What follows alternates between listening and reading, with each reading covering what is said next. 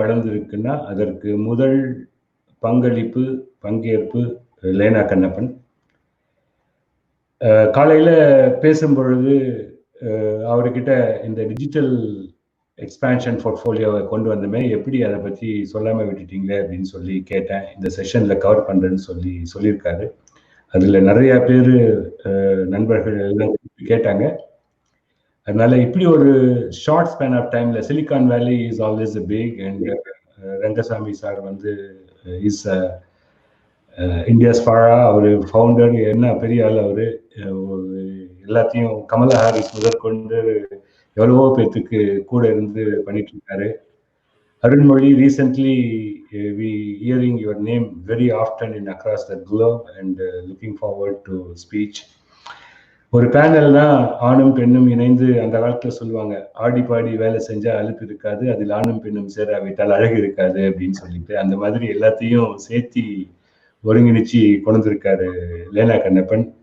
வாங்க லேனா, 1 மணி நேரம் எல்லாரும் நீங்க ஒவ்வொருத்தரும் 2 மணி நேரம் பேசுறதுக்கு தகுதியுள்ள ஆட்கள்.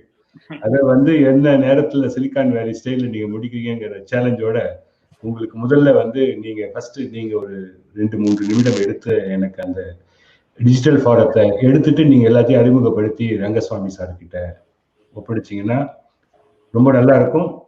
ஏதாவது இடைசெருகள்ல உங்க நேரத்தை போட்டு குறைக்கிறேன்னா I apologise and you guys are going to always rock and keep the rocking forward. Thank you. வணக்கம், நன்றி கால்வல். தமிழ நன்றி சொல்லடா, தலை நிமிர்ந்து நெல்லடா அப்படிங்கிற ஒரு இதுல தான் நம்ம கால் எடுத்து வச்சோம். தமிழ் தொழில் முனைவோர்களுக்காக இந்த மாதிரி ஒரு மாநாடை சிலிகான் வேலியில 2015 ஆரம்பிச்சு இன்னைக்கு காலையில தான் கேட்டேன். அத்தனை இது சம்பந்தமான தலைவர்கள் அத்தனை பேரும் அதுக்கு அடுத்த ஒவ்வொருடம் பண்ணவங்கலாம் அவ்வளவு சிறப்பா பேசினாங்க. ரொம்ப சிறப்பா இருந்தது. ராமநாகப்பட்டினத்துல இருந்து வீராகம் அத்தனை பேரும். இப்போ ஒரு 1 மினிட் என்ன பண்றேன்னா, இந்த அமெரிக்கன் தமிழ் ஆண்டர்பிரினர்ஸ் அசோசியேஷன் உருவாறதுக்கு மிகப்பெரிய அளவுல வாலண்டியர்ஸோட சப்போர்ட் தான். நாங்க சிலிகான் வேலியோட சப்போர்ட்டுக்கு காரணமே there are so many core volunteers. Actually many of them are part of TAI. Actually Prakash Narayana இருக்கட்டும், முதல்ல வந்து நரசிம்மன், பத்து கோவிந்தராஜ், இது மாதிரி நிறைய பேர் அதுல இன்வால்வ் இருந்தாங்க. பாஸ்கர் அண்ட் ஐ கேன் Thangamani, VP of mobile at bank of the west, மாதிரி so many people, so many CXO பொசிஷன்ஸ்ல இருந்தவங்களும் விபி லெவல்ல இருந்தவங்களும். ஸோ இந்த ஏடிஏவை நாங்கள் ஆரம்பிச்சதுல இருந்து ஆல்மோஸ்ட் 2016 எண்டில் தான் every other month we have been conducting meetups in Silicon Valley. And almost every Sunday morning 8 to 9 I have a call with the team since 2016 December. This is continuing, still continuing. I'm very proud of the team. And then அதுக்கப்புறம் அது expand ஆகி இந்த மாதிரி multiple ரீஜன்ஸ்ல போச்சு. நிறைய chapters உருவாயிருக்கு US ஃபுல்லா ஏடிஏல. So I'm very happy to share the important initiative for a minute. I'm actually switching to a slide right now.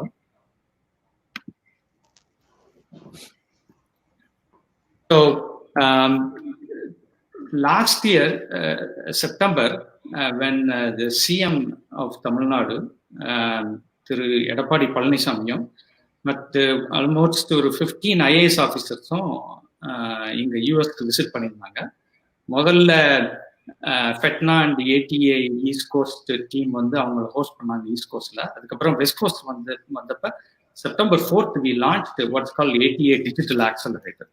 So Digital Accelerator is basically a virtual accelerator which partners with academic institutions, incubators, accelerators, mentors, and all accomplished entrepreneurs, investors, and most importantly, the aspiring entrepreneurs, right?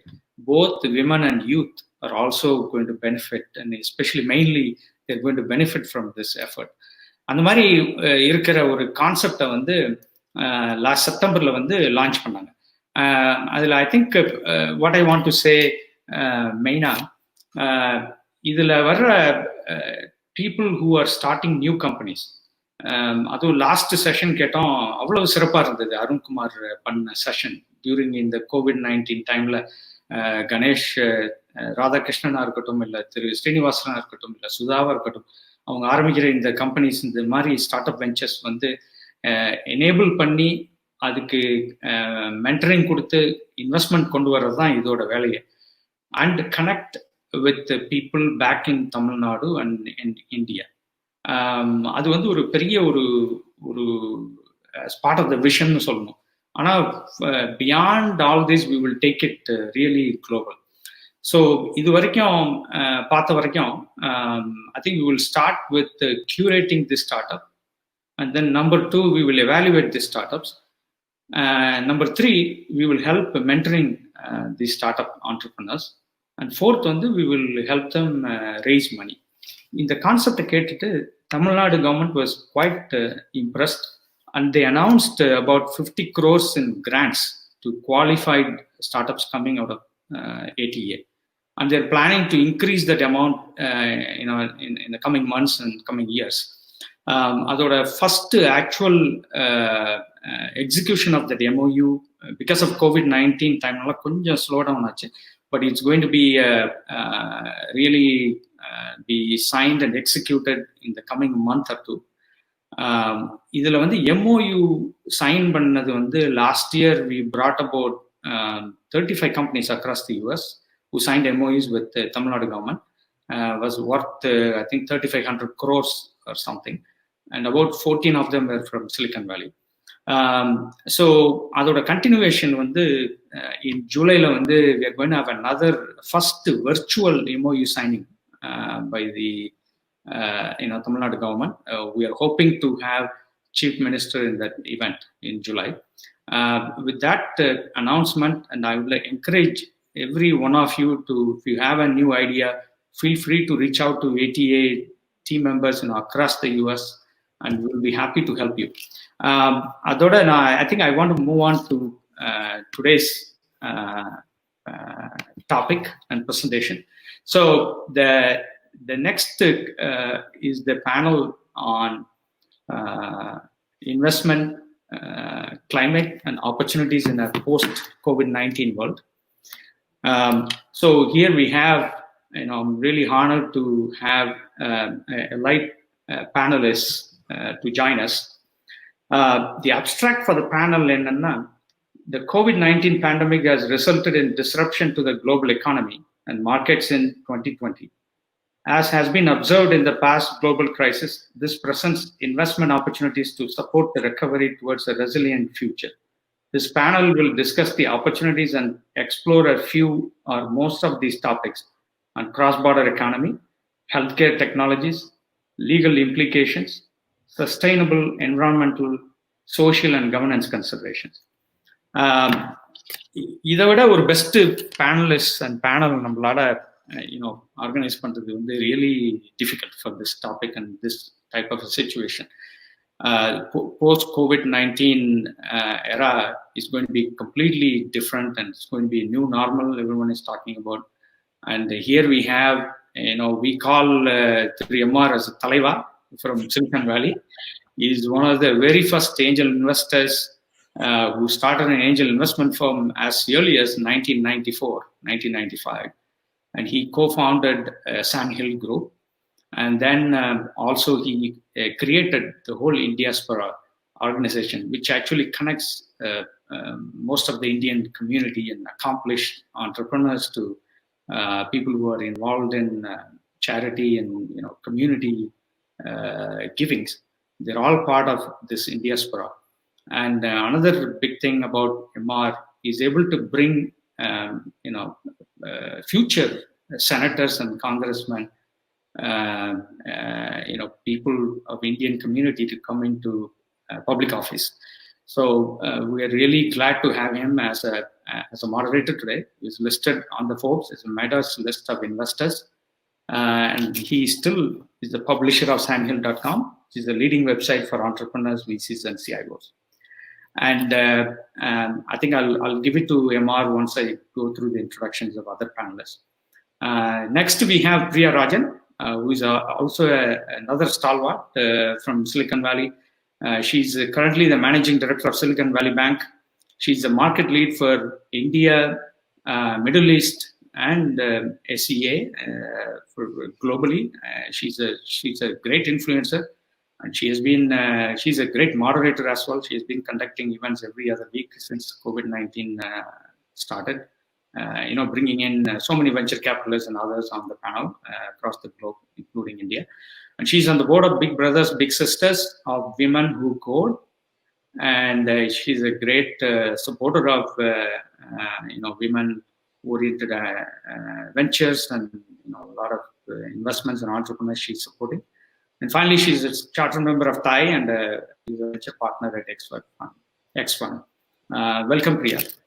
Next panelist is another great individual. She's also a very popular woman from Silicon Valley, as far as I know. Nandini Ramani. She's currently the Chief Operating Officer of Outcome Health, and this is a healthcare startup company.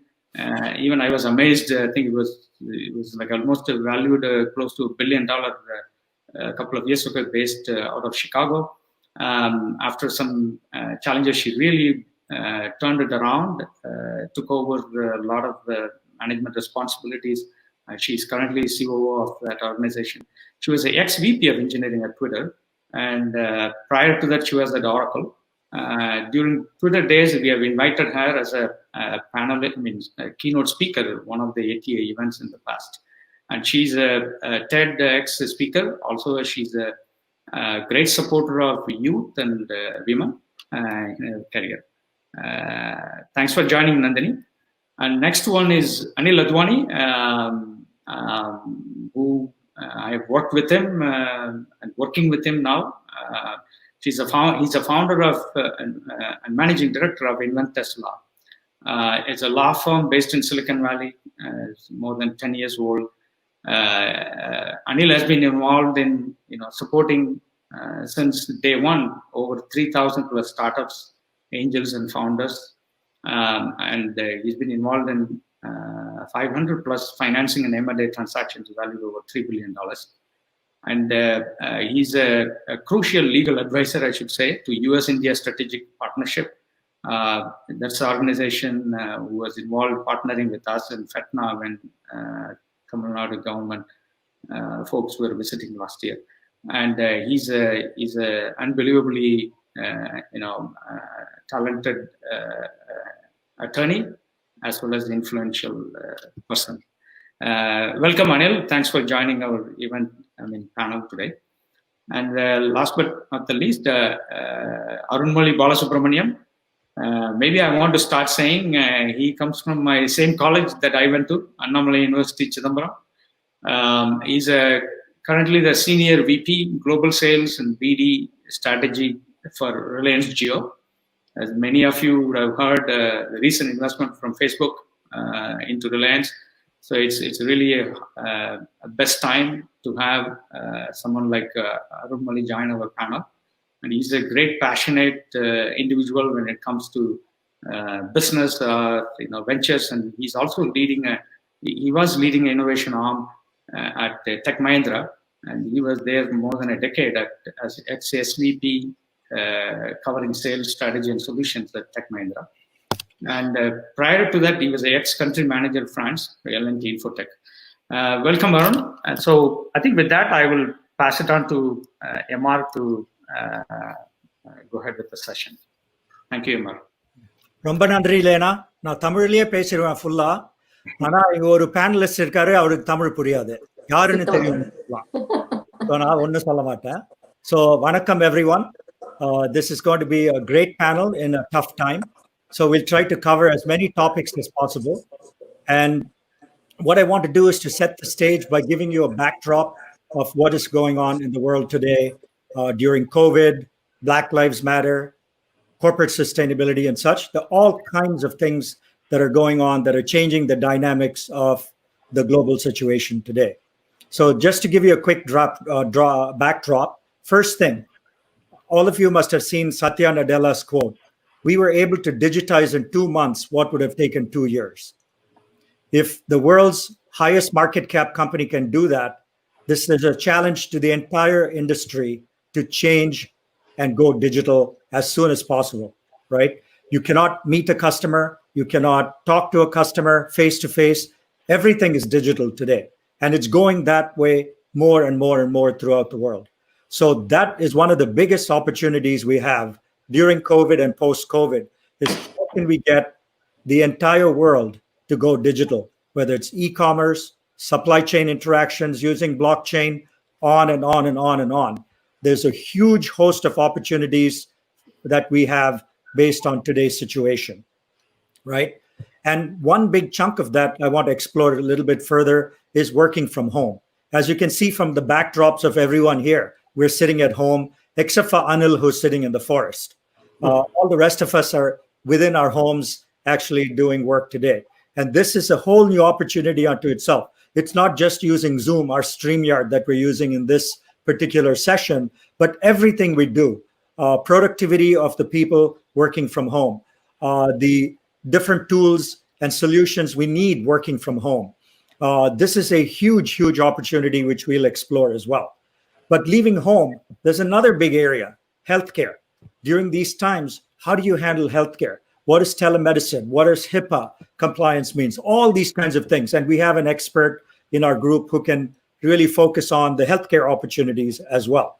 And then in many, many other places we don't even think of. All of us are cricket fans or football fans, but there are no sports going on. And when sports come back, there's not going to be an audience for these sports. So we will be watching these from home in the silence of our house. How did these industries actually change?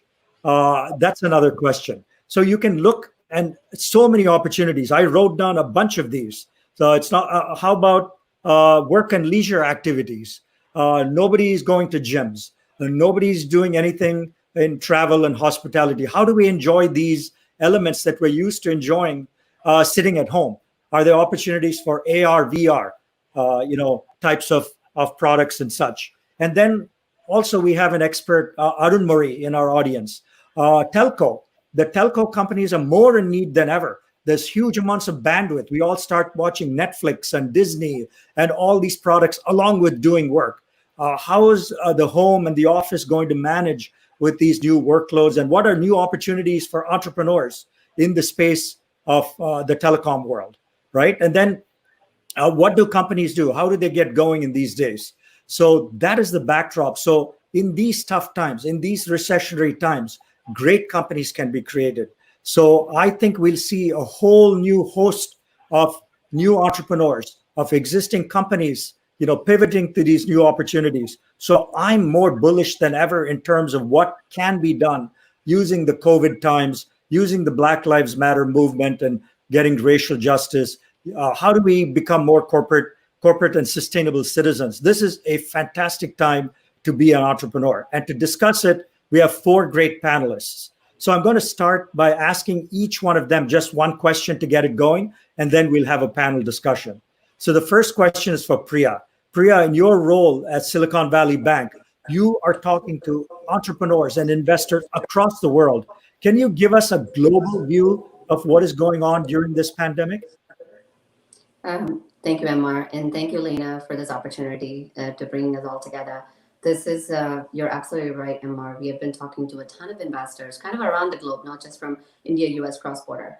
It's not a surprise. We're in a recession similar or towards a recession similar to the global financial crisis or the dot-com. With that said, to your point, we just need to take a step back, and we went through those together and we came out fine, right? I think it's the consensus across both the investors and founders and corporates that it is going to be tough time. That's a given. But how are we going to navigate through the tough time is going to be slightly different than what we have done before. So I think those are conversations that we're going to evolve. But with that said, I think it's just a matter of now kind of stepping back. We're in this together. Let's handle it. That's kind of what I would say from a macro level. Okay, and we'll get into some of the investment valuations and funding and so forth as we discuss further. Next up is Rajnikant fan. You'll be surprised. It's not the 3 of us on this panel. It's the 4th guy. And so Anil Advani is a huge Rajnikant fan. And welcome, Anil. And tell us what is going on in the world of startups. You work with 3,000 different startups. You're incorporating companies in the US and India. What is going on? Are you seeing more startups getting created? Are you seeing companies fold up? What's the latest? Yeah, thank you, Emma. Thank you, Lena, and I'm great to be here again. Yes, I mean, I'm actually seeing more companies. So, March was a little difficult, right? No one knew what was happening. It seemed like the whole earth was going to fall.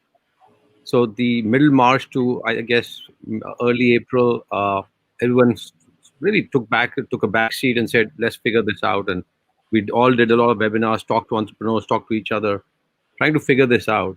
I don't think anyone's figured it out yet, right? So I think the title of this panel itself is somewhat misleading when we say it's post-COVID world. We are not in the post-COVID world. So that's the first thing we have to be careful about, right? Not assuming we are in the post-COVID world. We are actually still going through this world.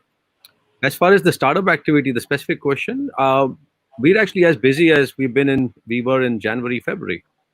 In fact, the level of activity in terms of startups, investments is continuing to grow, and I expect will continue to grow because there'll be, as Lena and you said earlier, there will be more focus on technology. Going digital is all technology. As you go digital, the tools and services needed to support that digital workplace, living, sports, everything else will be all driven by technology. So I think we're all sort of in this unique bubble where there's obviously a lot happening around the world. And if we watch CNN, we'll be paranoid and we'll feel really terrible. If we shut CNN and we talk to each other, our clients, the bubble that we live in, this technology work bubble, it seems to be a pretty good place to be. And I don't want to jinx it, and I hate saying it, given that being sensitive to what's happening around us. But I expect that this bubble will just continue, and whoever can be part of it and help grow will. Thanks, Anil. I think maybe, Lena, we should have also brought Dr. Fauci to this panel to tell us when we may even get out of this. But we have a healthcare expert in our midst as well. So I want to pose a question to Nandini. If people want to go see a doctor or go get a non-elective surgery today and all these things, how do you even think of all these things during the COVID era? And what does healthcare look like with telemedicine, with complying with regulations? Nandini, neenga enna nenikkireenga idu patti? I don't know if I can keep up with my Tamil, but I can definitely answer the question. So digitized healthcare has seen uptick in investments in the last few years, even before the pandemic hit. In fact, Q1 of 2020, just in the US alone, it's like 3.1 billion in the first quarter of the year. And this has certainly served as a catalyst in the industry to provide better care, not just personalized, customized care, but also how do you think about creating communities with empathy and things like that? And this obviously changes depending on the specialty, how endemic, chronic ailments versus PCP visits, et cetera. So it is a huge opportunity, I think, for telehealth startups. And right now, under the emergency provision, like you mentioned, HIPAA has been relaxed. Never thought we'd see a day since 1996 that we'd see relaxation of HIPAA issues, which then opens up a can of worms on privacy and like regulatory concerns, et cetera. So lots to unpack there. But I think given healthcare has always trailed in adoption of digital technologies, this is in fact a good thing. It's a catalyst. I know it's an awful thing to say, but I'm saying something positive can come out of us being here. And you can see an amazing amount of activity in the telehealth space just in the last 2-3 months. And I'm happy to unpack. I don't want to monologue with the first question, but happy to unpack more as we go. Thanks, Nandini. And then we also originally, I know Lena had invited Mukesh Ambani, but he's asleep in India. So instead, he sent us his trusted lieutenant, Arun Murray. And we have some specific questions for him as well, right? So Arun, I think the telco world has gone crazy because we are all using StreamYard, we are using Zoom, Microsoft Meet, Teams, and WebEx, Cisco, and so on and so forth. And our kids are at home, they're doing online classes. Our spouses are at home doing things. How is the telco industry? What are you doing? And what are the opportunities for startups?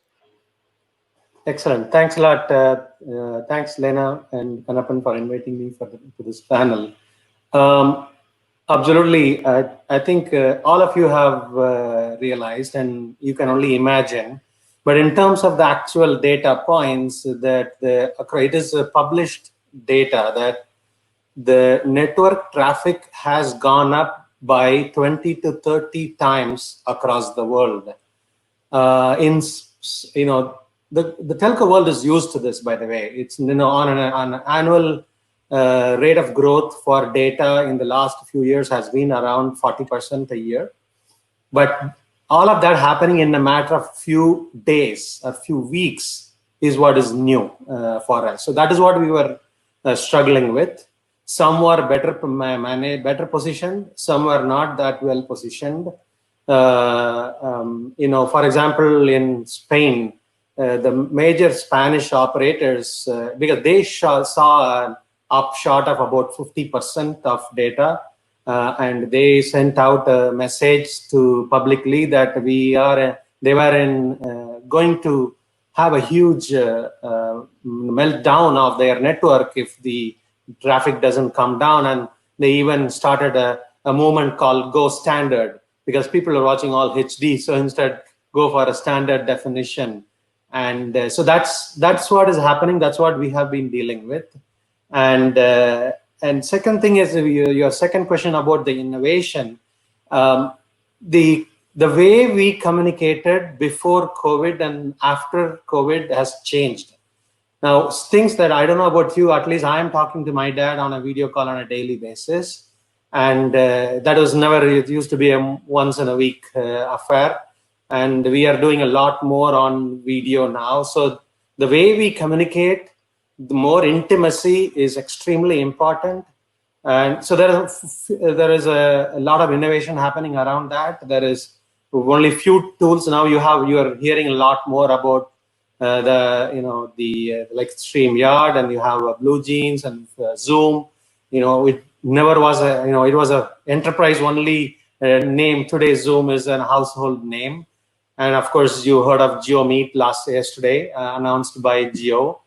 So there is quite a lot happening. So intimate communication. So again, I don't want to monopolize, but we can talk more when we in terms of what more innovation happening around. Thank you. I was talking to Eric Yuan. He was at our conference in March, the founder of Zoom, and he said a new features would include virtual hugs and virtual handshakes. I don't know if that's a good substitute for a physical meeting, but lots of opportunities within the telco space as well. Now let's move on and this is a question for the panel in general. And by the way, those of you watching on Facebook Live or YouTube, please do ask questions. They will be collected and we'll be able to put them onto the panelists as they come in. So please do use the chat feature on YouTube and on Facebook to send questions to the panelists. But the first question I have for the panel in general is, if you're a startup today, how would you go about doing your business? Because you cannot meet people. You cannot raise funding in the traditional way. You cannot conduct business in the way you thought you would conduct. So what are some tips, techniques, ideas for startups to actually conduct business in the way that they are in the COVID world? Anybody want to take that? I can start off on one particular thing that came up in all of our webinars. We've done about 20 webinars with pretty much all of the top tier VCs from India and folks from here who invest in India as well. Two things kind of comes up, right? Preserve cash, that's given because of two different things. One, your fundraising is going to be difficult, or it's going to be delayed, or just postponed forever. So hopefully not the third, but it is going to happen. So how do you preserve cash? In two different ways that you could do, right? So critical part, step one, is going to do scenario analysis.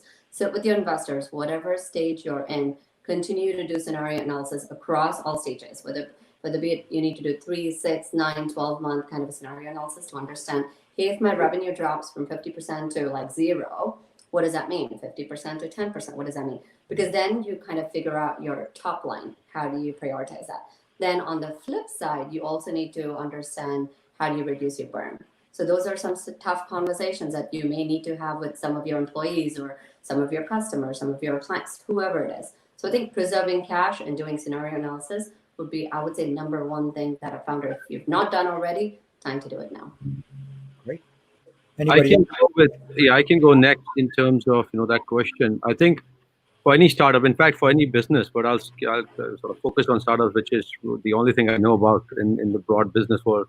There are three areas, right? Three sort of categories of people or categories that you have to think about. First is your team, right? And then second is your customers. Third is your investors, right? So I would say, go back into the trenches and say, how do I address, and there's no one size fits all, right? So in the team, you look at, again, dig in for the long haul, right? You should expect that people will have to work from home for a longer period of time than you'd ever anticipated. So for example, what we've done is I've said to all my associates here, Bangalore, Dallas, invest in whatever monitors, whatever best chairs, desks, lamps. Assume that every call with the clients will be on video. So create the environment within the house to be able to work from home, right? To the extent possible. And you have to, as a startup founder, management, you have to invest in employees, provide them all the tools they need that are now become very basic requirements to be able to work from home. That's the basic, right? So understanding what the team will require and depending on the function, invest in that, right? Invest in the technologies, whether it's Zoom or others that allow for seamless communication. I have spent a lot of time testing out Zoom versus Google Meet versus we've had associates dialing from different directions, making sure that we understand how the steps. And that's very basic. Any other technologies that help you sort of become more connected and work together as teams. Slack or whatever it is that as engineering teams you need to have in place if you haven't really all had these things. Obviously, talk to other founders on what they are doing in terms of keeping the teams together. As far as customers are concerned, again, you look at who are your customers. What are their requirements? How much of the work with customers is requires physical contact and travel, right? Make arrangements. Obviously, have someone available to make the logistical decisions as travel is allowed, and have someone ready to go. What are the requirements again for travel regulations and requirements for safety, security, health, all of those, right? You have to start investing and talk to the HR people to make sure that whatever is required to travel to customers with, and again identify people and teams that are required versus that are not required to travel, and sort of start communicating the expectations as things develop. With customers also, right? I mean, as a startup, you have to invest in technologies that you can now deliver, assuming you're working from home, your team's remote and digitally working. You have to invest in technologies that allow you to work, remotely and deliver those same product services. So a lot of startups are not doing that. They just assume that because they're engineers, they can figure it out. But there are other technologies being developed, especially to be able to work with enterprise. So look at those technologies. Similarly with investors, have a better sense of communication. Assume you'll be investing, pitching all the time on a remote basis. Just figure out what others are doing, what are the best case scenario solutions, and start deploying those. Great practical advice. Nandini? I have one point to make. In some ways, I think it's a democratization of investment opportunities and access for startups, because you don't have to be on Sand Hill Road. You don't have to be buddies with certain investors. I feel like this is an opportunity for anyone, anywhere, to be able to pitch with equal access to people. Now, of course, contact, networking, everything else everyone said matters. And the other thing to keep in mind is, who are your customers, right? In healthcare, which is my area, payers, there's payers, providers, pharma, and patients, consumers. And if you think about targeting providers, which is where the bulk of the investments have gone, they've been decimated in the last quarter. They have no revenue opportunity, nothing right now. And the forward-looking is pretty unknown, right? So pick your target areas where where the money's going, right? So that's another opportunity. So I just wanted to make the couple points that it could be huge, even though it's a disruption and access is difficult. In some ways, I think maybe new technologies will emerge from New York or India or somewhere else, and not always from the Valley. Great point. Arun Marie, I mean, we're all working from home. Give us some ideas how startups and others can leverage technology. Absolutely. See, I'm in business development, right? I've been in business development for 20 years. I have been traveling nonstop. Last 4 months, I have not traveled anywhere. What I miss is the personal intimacy that you have with your customers. But the flip side is, what I'm observing in the last 4 months is that I have a lot more time to think. There is a time that we waste in travel that we are not wasting, number one. Number two, customers are giving more time to you nowadays. You ask for a meeting and you are able to get a meeting in less than a week or 2 weeks.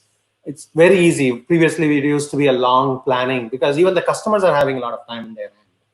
And like the democratization, extremely important because now you can truly differentiate, not just depend on your relationship alone to differentiate, right, about your products and services. Second, and as an advice is always switch on your video on when you are on a call with your customer. I found that you switch on the video, the customer switches on a video.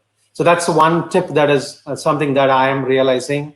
Second thing, to keep yourself sane, have a routine and for yourself, be when you're working from home, completely like you get ready like the way you are going to get into an office and dress up, and be always sharp, right? That's something that I'm following. I don't know how that is relevant to you all, but it's maybe elementary. But so those are something on the one side, and on the other side, see, I always talk about this in social distancing. How am I going to do customer intimacy while doing social distancing? That is the challenge that we need to look at it and use some of the tools, data tools that we have that you can to create the customer intimacy. So as soon as you are getting into a call, you can get everything you need to know about that customer, so that you can actually do a lot more while you are talking that you cannot do if you are in person. That's my 2 cents on using technology to invert customer intimacy. Great, Arun. Good points on keeping a schedule like you were at the office.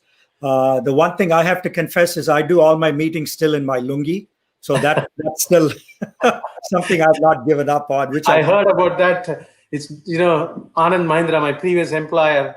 Yes. He wears lungi while on call. So me too. I'm guilty. Okay, you are in good company there.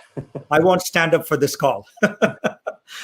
So anyway, moving on, there's some questions from the audience. So one of the questions has come from an entrepreneur, and he says, on the topic of investment, what do you think, what do you look for in startups? Let's all pretend we're investors. I've done about 100 angel deals in my lifetime so far. So I've probably talked to a couple of thousand entrepreneurs. So maybe I'll start this off with an answer, which is what I look for in an entrepreneur is passion, conviction, and above all, the ability to listen and take action. So if I meet an investor, I give some feedback, I look for him or her to listen and then come back later and actually show they've taken action. So what do you guys look for? Anil, Priya, Nandini, any of you, jump in. Anil, don't be shy. Yeah. No, yeah, exactly. I was just unmuting myself. So I think the question was, what do you look for in an investment, not the founders, but that would be the answer, right? You look for the team and the founder, and especially in this world, I think the word that's been thrown around is very relevant: resilience, right? I mean, how resilient is the team? How close they are to each other, because a lot of the world is changing as we speak, and we will be continue to change, evolve. So founders who are able to evolve and resilient, and others and seeing how others treat them, how their team sort of respects and bonds together. I mean, there's technology obviously and the market opportunity, all the great stuff that you can put on a PowerPoint, but the intangible is really now more valuable than ever before. And I think if I am investing, I have a sort of a unique advantage because I get to see the insides of founders. They're talking about each other, to each other, about third parties, teams talking about the founders very openly with me, right? Because I'm sort of usually the counselor, that they have to, confess to in many cases. So it's and I use that as a guide to where I would invest, and so when I invest in my clients, I have a very sort of advantage because I know where they're heading. So I think team has always been, historically, investors would say it's actually more important now, the quality of the leadership of the founders and how they can get the team moving the same direction. Right. I would just do a +1. Can you guys hear me well? I know you need to speak up a little bit, Priya. Great. Yeah, I would just say +1 on what Anil said in terms of people. That's a given. In MR, you kind of checked off on every single kind of personal stuff. I just want to go on the business side, right? If you are a founder at this moment or thinking about starting a company, obviously you need to put if I'm an investor, if I want to get my ROI, right, in the investment that I'm putting in, and I need to be responsible to my LPs to be able to give that return back. Then focus on the sectors that are hot at this moment, right? Like, is it edtech? Is it healthcare? I think Nandini talked about, and future work. And I would say e-logistics has been kind of on an uptick. So think about the sector that are looking for disruption. We will share with you all, like if anyone is interested, we can share with you. SVB has done analysis on this. We have a slide that's called Adversity Drives Innovation. And this is a time significant number of unicorns were born. If you have to go back in time, see again through the GFC and the .com. So again, there's tons of opportunity for folks to disrupt. Focus on the sectors that needs that disruption. Great. Yeah, I would agree with everything everyone has said. Obviously, focus on right now. Digital health is a very hot topic, but even within that, I think I agree that given we don't know if the recovery is going to be a V-shaped recovery, U, W, whatever shapes that people are coming up with, you have to have an ability to pivot and adapt to the ever-changing landscape of what post-COVID looks like. And so I think that's something that's key, because under the umbrella of digital health, there are so many things. It's such a vast ecosystem, but clinical trials, mental health is a big one, as this has shown us, that it's, a lot of people, a lot of companies, a lot of startups. There's also like personalized, customized care. Will nursing homes become a thing of the past? Is personal care at home the new thing? And the other statement I made at the beginning, which is look for who are you marketing to is important, because how money is shifting and who has it right now versus what will be, next year versus 5 years from now will be different. And I agree with Priya, a lot of companies were born after the 2008 recession, and there's hope that this will create new opportunities and innovation, particularly in healthcare, but also, if you look at Lululemon's recent acquisition of Zoom, health and fitness, like all of those sort of things are also key areas to focus on. Emma, I'm going to jump in because I believe no panel is useful unless there's some controversy and argument. So let me lead that. I would not disagree with what Priya and Nandini said, but I would say, if you are, I would not necessarily follow that advice to the T, just to be sure, right? Because if you are if you are a travel entrepreneur, you have a travel company, please don't shut it down and go into digital health. That would not make sense, right? To be sure. You just have to say, okay, it'll take you longer to figure this out. Travel will come around, and many VCs that we've been talking to, they've said, we also take a 5 to 7 year investment horizon. So we're not necessarily investing in a digital company today, healthcare company today that we expect will exit in 12 months. So think about that, right? Don't just jump in. And again, to Priya's point, all these unicorns that were born in the earlier sort of distressed situations were not born to service the market at that time. They were born with entrepreneurs who saw the opportunity that would emerge from the next few years going through that, right? So Nutanix is a good example. They saw that there would be a move to the cloud, right, from where we were. So there's digitization now. So you look at where if you're a travel entrepreneur, look at how you can digitize your business, right? More than anything else. Not that you have to start providing healthcare. So I would just throw my 2 cents in. Not disagreeing, but I think you have to take that with the right sort of perspective. That's good. You gave a virtual slap to Priya and Nandini. That's okay. So I would just add to all the great points is that I used to run these faucet sessions for my previous organization as part of the Foundry initiatives. What I found, the winning ideas used to be one that could not just give a temporary solution to the current problem, but also has a long-term evolution possibility that can become a long and large sustainable business. I think that is a long-term vision. Is without a short-term great product, without a long-term vision, doesn't get selected by during these hospital sessions. So I wanted to add that. It's a good one. On that question, we got another one from the audience, an entrepreneur, who says in the old days, angel investors would go to social events and pitch sessions, and VCs would get a flow of deals. How is it going on today for all of you in terms of just how do you get noticed? How do you get into the deal flow as an entrepreneur? Priya? I would say, it's Swami, thanks for asking a question. I would address it in 2 parts. Just on the fundraising, if I can address them more, just what we're hearing from investors, period, because people say they're open for business.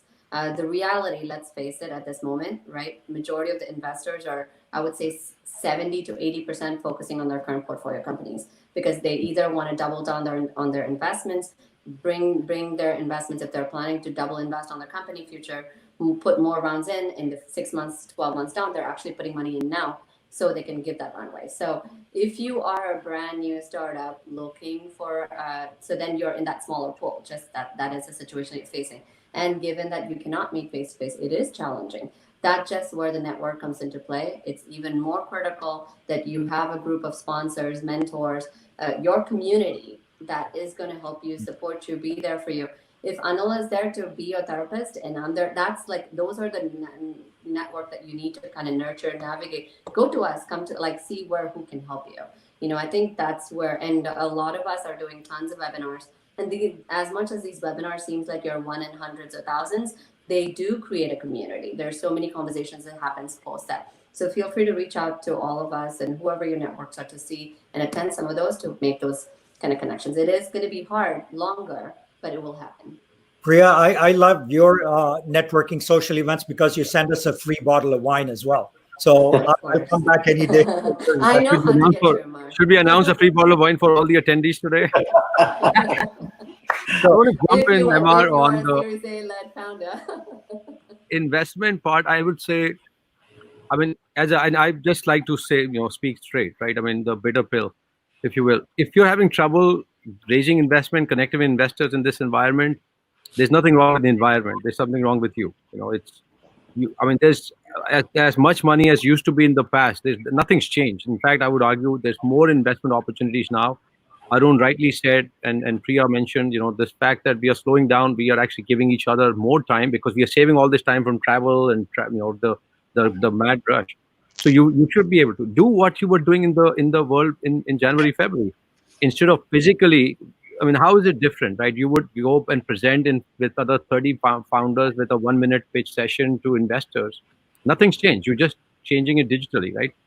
In order to get to that stage, you had to hustle. You had to, as Priya said, find your mentors who would connect you to those opportunities. You have to do the same. You have to have a business plan. The business plan has to make sense. You have to have some customers, a good team that people can, that has credibility. Nothing has changed, and if you're looking for a COVID situation as excuse, then there's no good luck to you. But otherwise, companies are getting funded, will continue to be funded, and the good companies.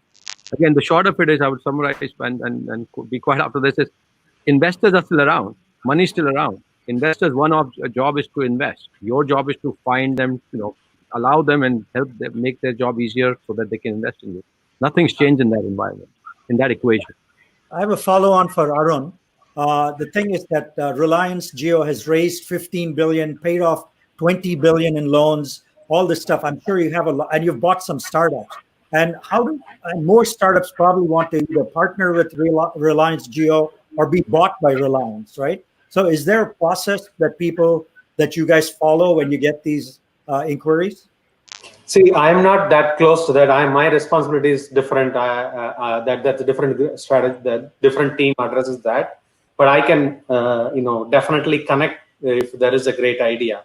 But typically, what I do is Reliance Jio has done several innovative things in India to build this network and run it at a lowest cost. So my job is to take it out. But I can freely connect to the right team. But typically, I had done that, part of my previous jobs as well as in this job on an ongoing basis.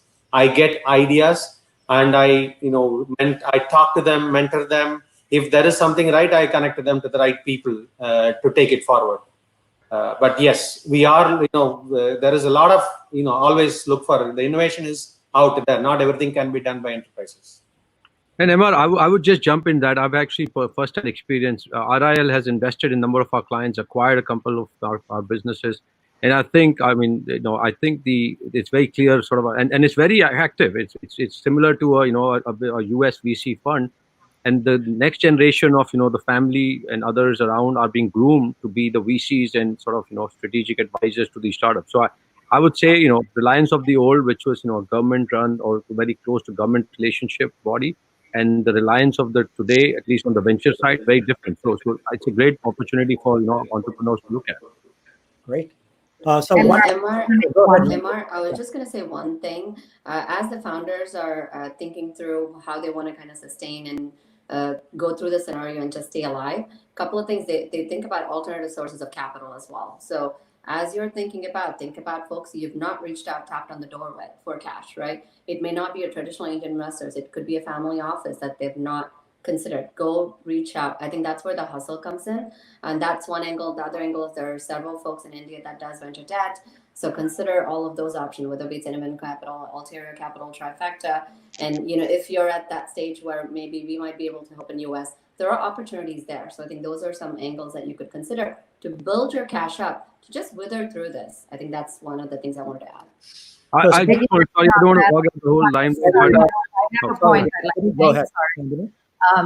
So private equity has more money now than ever before. I would not discount that. They do have investment arms that are outside of debt financing. And the other thing is follow people on Twitter. Not doing a plug for my ex-company, but First Round, On Deck. There are so many of these that you can follow. Just as much as it's hard for startups to look for seed and other money, it's just as hard for the investors to find them as well, right? Because all of that is a big void now. I have found a lot of people have open DMs. You can directly reach out to them. And then once you have an in, it's much easier. So I would encourage people to find other ways, including angel investors, right? For some of us who look for investment opportunities, that's also dried up now. So having people reach out, I think, wherever, even if you have to scrape together, 25K checks or whatever it is, it's still, there is money to be had right now. Sorry, Anil, go ahead. No problem. So follow-up question to that we got from the audience was crowdfunding versus angel funding. Any thoughts from you guys on that type of scenario? I can go again. I don't want to hog the time, but I would say that completely two different structures. Crowdfunding is usually a much larger audience, smaller pieces. We've all sort of been part of in some form or the other, buying a product or a device or a homemaker thing, that we can use.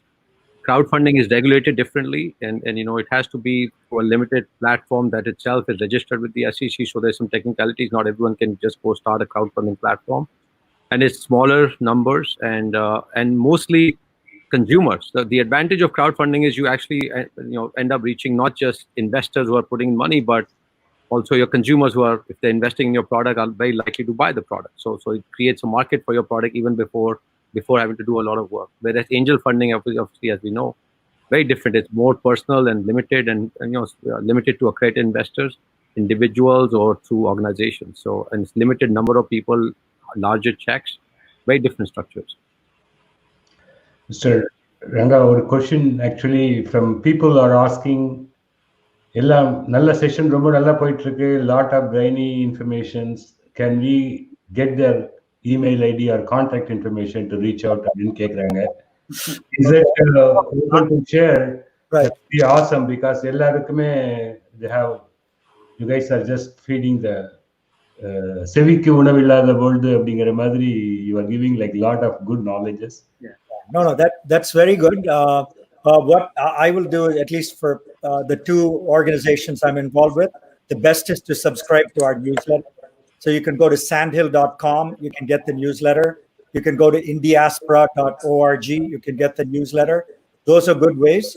But typically the way I deal with my angel deals, like I said, I talk to at least 200 entrepreneurs a year, is someone comes through a trusted network. Mm-hmm. What I say to entrepreneurs is go look into LinkedIn, try to find a connection to me, and have that person talk to me, send me an email or a message. I don't like getting unsolicited emails from entrepreneurs. I just don't like it. I don't know them. I prefer that someone in my network actually who's trusted to them and to me come through and let me know. So any of you guys, Nil, do you want to give your email address or your home address? Yeah, I don't mind giving. Again, and to be sure, right? I mean, if you're sharing your information, especially for investment, be careful, because when you send it to me, it's not protected. I can send to 10 other people. So please make sure you've talked to someone and had a proper understanding of what the recipient is going to do with your information. I would say that's very important in this day and age. Yeah. One suggestion, you probably, go ahead. I was going to say, I'm happy to have people follow me on Twitter, and we could do DMs, and it's less, intrusive, but accessible though, because you can send me private DMs and I'm happy to chat. Yeah. So the one suggestion is for audience, they can send their questions to info@atausa.org. We'll be able to collect these and then share it with the panelists. Yeah.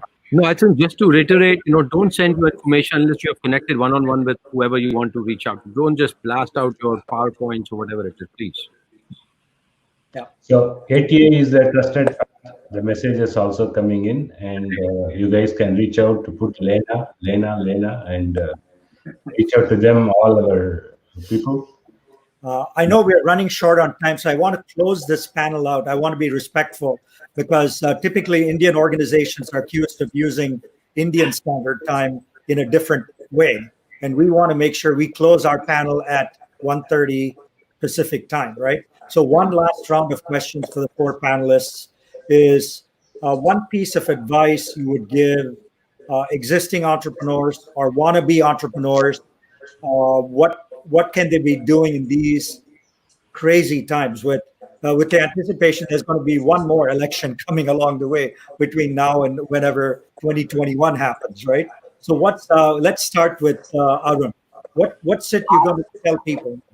I would say the crisis, we are in a place of crisis. As I think it was JFK wrongly said, crisis means the opportunity and danger. I think that's not exactly correct in Chinese, but actually that is relevant, right? It is opportunity, and exploit it. Find ways to exploit that opportunity during this crisis. Mm-hmm. And Mar, I would say if I have to give one advice to whoever's listening who is an investor or founder, I would say lead with empathy.